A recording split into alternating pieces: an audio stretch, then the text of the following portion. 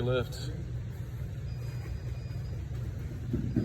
Okay. And then you're sitting on your backside, which is good. I mean, you're staying loaded in your back leg. There's just not a lot of momentum. So it's coming out of leg lift, not really moving forward, especially when I see that lift leg start to extend and reach out. It means your center of mass isn't really moving. And it's all about your center of mass, like trying to get as much force through your hips, through your trunk, towards the target. So you can see right here, you're ready to rotate. And you're only maybe a foot off the rubber. I mean, we want to be, for you, we want to be like down here, still closed, right? You're also then losing some stability. So your problem is because you're ready to open, your force vector is still vertical. So you're trying to push it down already, but you're not in a position to where your hips are ahead. Because if that force vector starts to go down and your hips are back here, it's just going to collapse. The hips have to be ahead of the shin. So when the shin pushes, it'll push through the hips. So it just kind of lays down into front foot right here. And once again, there's that force vector ready to push, but the hips are back here. So it's going to be, the hips are going to be lagging. We want the hips to have all that momentum, and then this is the peaking. The forces here should peak the center of mass, right?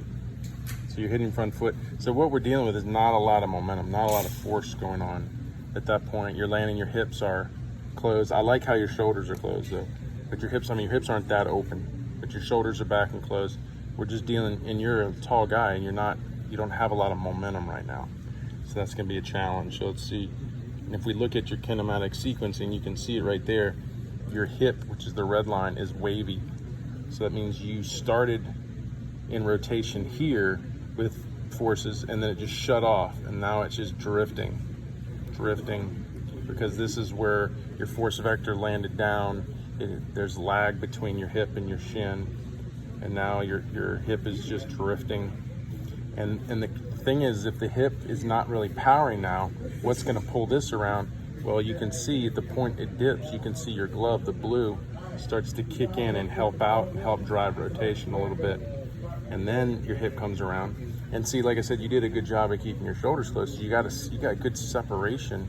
It's just you're not transferring a lot of power. So the thing is, we can separate hips and shoulders, even ideally in peaks, but then it becomes how much power are we transferring between those two. And you can see, because of this wavy line, we're not shifting a lot of power over to the trunk. I mean, the trunk's under 1,000 degrees per second, which an elite trunk would be above that. And then you can see when your trunk comes around, not a lot of energy here. Also very vertical, everything's standing up. So you're not really, and that's the thing is, if you're moving at more momentum, this thing is a brake. So if you're moving at more momentum, this thing has to brake out here as opposed to braking underneath. So that just where this is an indication, not a lot of momentum. And if this is standing up, this is gonna wanna stand up. And then what you can see is you're just at this point just trying to pull down through your glove, through your core to release, right? So the sequencing of movement is there. Like you're delivering hips before trunk, you're staying closed, you're not pulling too far off with your glove side. I mean, if I look at the trunk orientation, the trunk orientation is 26 or 28. That's a little excessive, but it's borderline. But it's not too bad.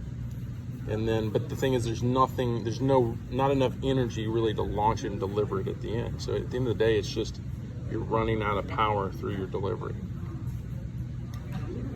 So I think, obviously it's going to be going back to, let's look at the linear aspects of it. It's going to be going back to trying to get more of the linear energy down the mound. As you can see, here is your rotational. This is your rotational graph. This is your linear graph. So moving forward, if we look at the moment your hips are peaking in rotation, they're not peaking linear. They're peaking out here linear, which is where it still kind of humps back up and peaks in rotation. But notice how linear, your trunk peaks right at the same time. But then rotational, it peaks out here. So you're separating beta rotationally, but not in a linear transform. Think more of like a catapult or even like the domino effect. Your energy is all stacked up going forward, but separating rotationally. We want it to be the same on both. We want a late transfer of linear energy and a late transfer of rotational energy. But that's where you're failing, which is what it's showing. You're failing in that momentum down the mountain and creating all that linear energy going forward towards the target.